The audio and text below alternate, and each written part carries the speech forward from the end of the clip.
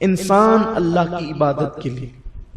یہ بات آپ اور ہم سب جانتے ہیں. اللہ فرماتا ہے وَمَا خَلَقْتُ الْجِنَّ وَالْإِنسَ إِلَّا لِيَعْبُدُونَ کہ ہم نے نہیں پیدا کیا جن و انس کو مگر اپنی عبادت کے لیے.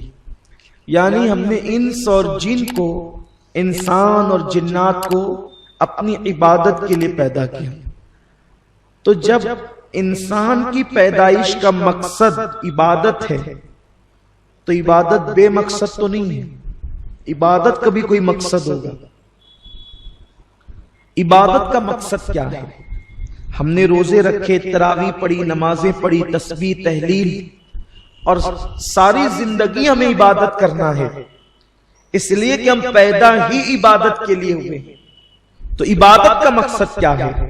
اللہ تبارک و تعالیٰ نے عبادت کا حکم کیوں دیا؟ کیا یہ رسم ہے؟ اللہ تبارک و تعالیٰ نے عبادت کا حکم کیوں دیا؟ یوں ہی دے دیا؟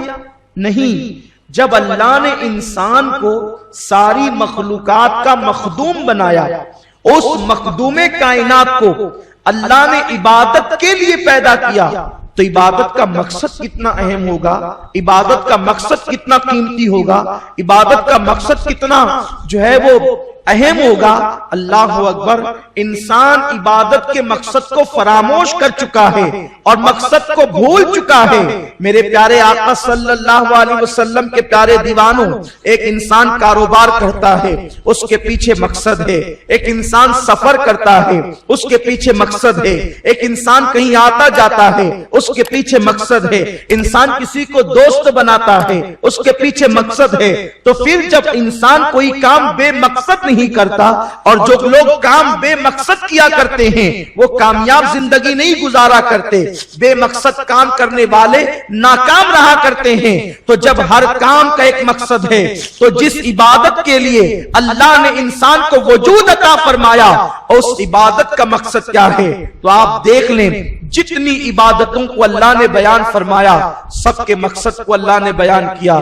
آپ دیکھیں نماز کا، روزے کا مقصد لعلکم تتقون، تاکہ تمہارے اندر پرہیزگاری پیدا ہو. نماز کیوں؟ تاکہ تمہارے اندر تقوی پیدا ہو. حج کیوں؟ تاکہ تم متقی بن جاؤ. زکوٰۃ کیوں؟ تاکہ تمہارے اندر خشیت ربانی پیدا ہو. مال کی محبت دل سے نکلے اور اللہ کی محبت دل میں بس جائے. کل ملا کر ساری عبادتوں کا مقصد ہے پرہیزگاری اور اللہ کا خوف اور خشیت ربانی. اسی لیے اللہ کے حبیب صلی اللہ علیہ وسلم سے پوچھا گیا احسان کیا ہے؟ آقا کریم صلی اللہ علیہ وسلم نے فرمایا ان تعبد اللہ کأنک ترا فإن لم تکن ترا فإنہ یراک. ان تعبد اللہ، کچھ لوگ صرف یہی سمجھتے ہیں، بلکہ کچھ اس کا ترجمہ یوں کر دیتے ہیں کہ جب تو نماز پڑھ تو اس شان سے کہ گویا تو خدا کو دیکھ رہا ہے. حالانکہ میں ایک طالب علم ہوں، لیکن یہاں صرف نماز کا ترجمہ کرنا مناسب نہیں سمجھتا، کیونکہ سید الفصحاء مصطفیٰ کریم صلی اللہ علیہ وسلم فرماتے ہیں ان تعبد اللہ، جب تو عبادت کر. اب عبادت کوئی ہو، نماز، روزہ، حج، زکوٰۃ، صدقہ، خیرات، کچھ حتیٰ کے رستے سے تکلیف دینے والا یا پھر کسی کو دیکھ کر مسکرا، جن چیزوں کا شمار عبادت میں ہے، جب تو عبادت کر اس شان سے گویا تو خدا کو دیکھ رہا ہے. اب صرف 5 وقت نماز ہی جو ہے ان تعبد اللہ کے جلوے نہیں دکھا رہی ہے، بلکہ تمہارے 24 گھنٹے اس تصور میں گزرنا چاہیے. کیونکہ مومن جو ہو تو مومن کا کھانا بھی عبادت ہے، مومن کا بیٹھنا بھی عبادت ہے، مومن کا لیٹنا بھی عبادت ہے، مومن کا سونا بھی عبادت ہے، مومن کی تجارت بھی عبادت ہے، مومن کی عیادت بھی عبادت ہے.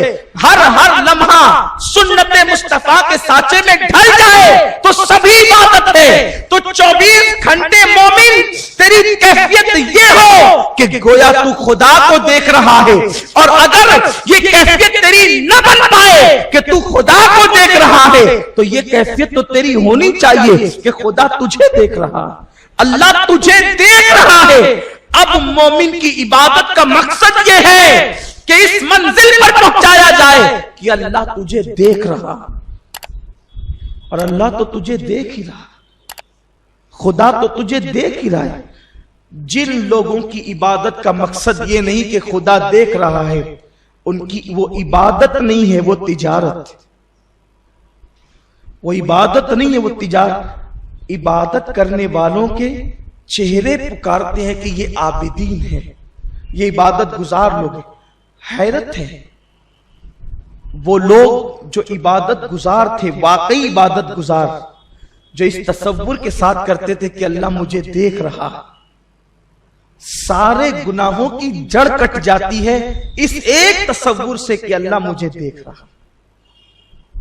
جنہوں نے اس شان سے عبادت کی ہے، اللہ تبارک و تعالیٰ نے ان کے چہرے کو یوں بنا دیا، دیکھو تو خدا یاد آ جائے۔ اللہ کے نام لیوا یوں ہے جنہیں دیکھ کر خدا یاد آتا ہے۔ ہمارا تو حال ہی سارا معاملہ چوپٹ ہے۔ اقبال اسی کو پکارتے ہیں، کڑتے ہیں، فلسفہ رہ گیا تلقین غزالی نہ رہی، رہ گئی رسم ازاں روح بلالی نہ رہی۔ مقصد بھول گئے، مقصد فراموش کر گئے۔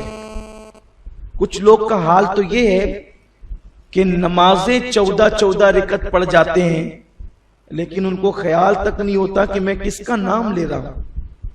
زبان پہ اللہ کا نام آیا، دل میں خیال بھی نہ آیا اللہ کا۔ آپ غور تو کریں، یہ کوئی عبادت ہے؟ میرے پیارے آقا صلی اللہ علیہ وسلم کے پیارے دیوانوں، اور اللہ کے یہاں کوانٹیٹی کی اہمیت نہیں ہے، کوالٹی کی اہمیت۔ یہ بہت خاص بات جس کو مسلمان بھول چکے ہیں۔ یہ تسبیح چل رہی ہے، تسبیح پہ تسبیح۔ کتنے درود پڑھتے ہو؟ 1000 مرتبہ۔ اور اس درود میں حضور کا تصور کتنی مرتبہ ہے؟ 1 مرتبہ بھی نہیں۔ یہ بات بغیر کسی خوف کے کہہ دینا چاہتا ہوں، 1000 مرتبہ بغیر تصور رسول ادھر ادھر بات کر کے، تجارت اور یہ کر کے، اور ادھر ادھر دھیان لگا کے 1000 بار پڑھنے والوں صرف 100 مرتبہ تصور میں پڑھ، وہ 1000 سے بہتر ہے۔ 100 مرتبہ غفلت میں پڑھنے والے 1 مرتبہ ان کے عشق میں ڈوب کے پڑھ۔ آقا خود فرماتے جو روا روی میں درود پڑھتے ہیں انہیں فرشتے لاتے ہیں، اور جو عشق میں ڈوب کر پڑھتے ہیں وہ میں خود سنتا ہوں۔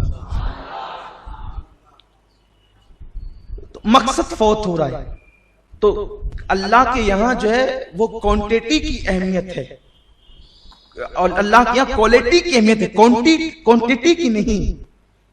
تو صحابہ کرام کے اعمال بظاہر بڑے مختصر تھے، لیکن اس کے اندر مقصد عبادت موجود تھا، عبادت کا مقصد موجود تھا۔ اسی لیے آقا نے فرمایا، بخاری شریف کی حدیث ہے کہ میرا صحابی مٹھی بھر جو خیرات کرے، تو صحابی کے مٹھی بھر جو خیرات کرنا غیر صحابی کا احد پہاڑ کے برابر سونا خیرات کرنے سے بہتر ہے۔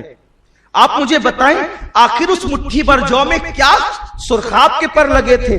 وہ مٹھی بھر جو کیا عرش پہ اگتے تھے؟ وہ مٹھی بھر جو کیا آسمان سے برستے تھے؟ وہ بھی تو کھیتی ہی کے جو تھے، وہ بھی تو زمین ہی سے نکلتے تھے، اس کو بونے والا بھی تو کوئی کسان ہی تھا، اس میں بھی تو کھاد ہی پڑتی تھی، وہ بھی تو پانی سے ہی نشو پاتے تھے۔ پھر ان جو میں کمال کیا تھا؟ کمال جو کا نہیں تھا، کمال ان دینے والی مٹھیوں کا تھا، اور جن مٹھیوں میں جو تھے کمال ان مٹھی والے دلوں کا تھا کہ عبادت کے مقصد پہ نظر تھی۔ تو مٹھی میں جو احد پہاڑ جو سونا خیرات کیا جا رہا ہے اس پر بھاری بھرکم ثابت ہوتے تھے۔ مقصد عبادت کی طرف توجہ ہو۔ مسلمان عبادت کے مقصد کو فوت کر چکا ہے، اس لیے فیضان عبادت سے مالا مال نہیں۔ لوگ اشراق پڑھنے والے آج ہیں، چاشت پڑھنے والے ہیں، تہجد پڑھنے والے ہیں، لیکن دیکھ لیجئے میں نیتوں پہ شک نہیں کرتا، کیفیت یہ ہے ایک دن تہجد پڑھیں گے تو پورا دن تہجد کی تشہیر کریں. حافظ صاحب شعر پڑھ رہے تھے، نفس بدکار نے دل پر یہ قیامت توڑی، عمل نیک کیا بھی تو چھپانے نہ دی. مسلمانوں مقصد عبادت کی طرف آؤ، اور اللہ کی عبادت کا مقصد ہے اس کو راضی کرنا اور اس کا خوف اپنے دل میں پیدا کرنا، اور خوف اس طرح کہ وہ ہمیں دیکھ رہا ہے.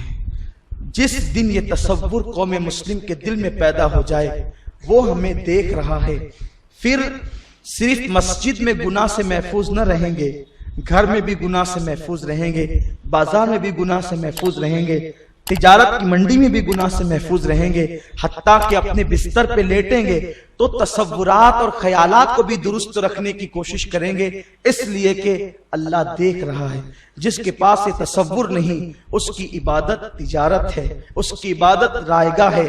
قرآن کہتا ہے عاملۃ ناصبۃ تصلی نارا حامیہ، عبادت کر کے آئیں گے، محنت کر کے آئیں گے، پھر بھی انہیں جہنم کے اندر دھکیل دیا جائے گا. اللہ اکبر. کتنے ایسے نمازی ہیں جو اذان کے بعد دوڑ کر مسجد میں آتے ہیں، لیکن ان بیچاروں کو پتہ ہی نہیں اللہ ہے کون، اس کی شان کیا ہے. اور اللہ کی عبادت کس شان سے کرنی چاہیے؟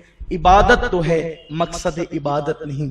عبادت تو ہے، روح عبادت نہیں. سنی دعوت اسلامی کا مقصد یہ ہے کہ ہمیں مقصد کی طرف لے جائے.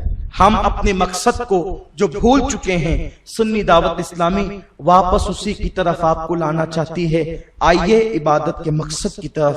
اللہ مجھے آپ سب کو مقصد عبادت پر آنے کی توفیق عطا فرمائے. اور دوران گفتگو اگر کوئی غلطی ہو گئی ہو، اللہ تعالیٰ اپنے پیارے حبیب مصطفیٰ کریم صلی اللہ علیہ وسلم کے صدقہ و فعل معاف فرمائیں.